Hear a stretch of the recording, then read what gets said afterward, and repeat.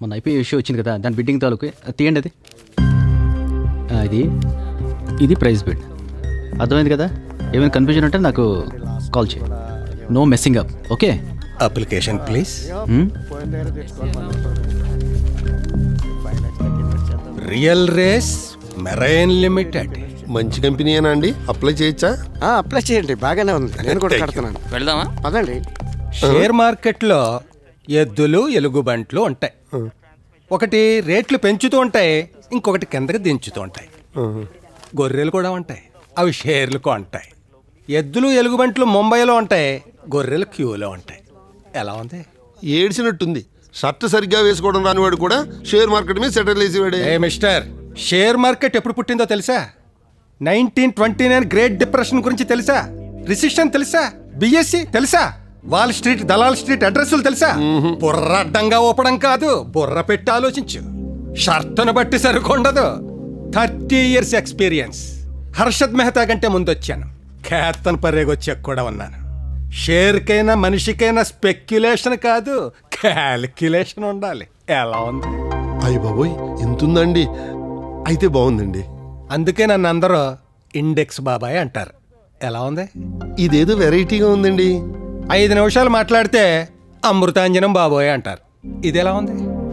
బాగుంది సార్, బాగుంది. సారు, అండమాన్ వెళ్ళటానికి ఎన్ని రోజులు అట్టొద్దు సారు? 3 రోజులు పట్టొద్దయ్యా. దారిలో చేపలు అట్టుకోవచ్చా అండి? మీ ఊళ్ళోనే మమ్మల్ని పట్టుకొని ఇవ్వట్లేదు. వెళ్ళేళ్ళు, కనీసం అక్కడ కూలైనా దొరుకుతుంది.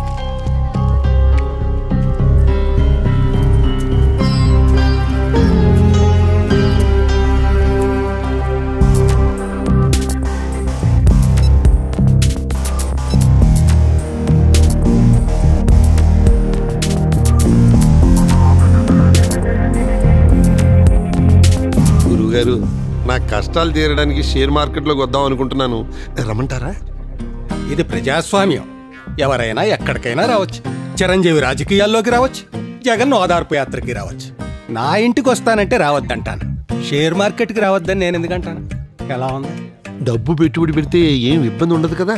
రోడ్డు పక్కన పేకాటో కోడి పందాలో 50 రూపాయలే పెట్టి ఆడినా పోలీసులు కొళ్ళబొడిచి బొక్కలో తోసి 200 తీసుకుంటారు.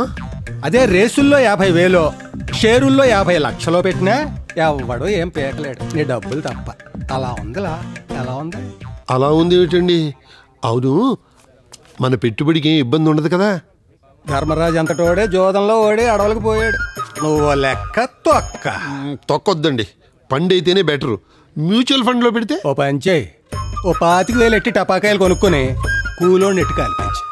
ఎలా ఉంది? కాలిందండి. కాలేటి ఇదెక్కడ లెక్కండి బాబు, ఎందుకు నాకు ఈ బొక్క? మరి అదే, మన డబ్బులు తగలెట్టడానికి ఆడేవాడు. మన టపాకాయలు మనమే కాల్చుకోవాలి, మన డబ్బులు మనమే తగలెట్టుకోవాలి. పుండు చుట్టూ గోకున్నట్టు దురద తీరుద్ది, దోవలు తీరితే మంట ఎట్టుద్ది. ఎలా ఉంది?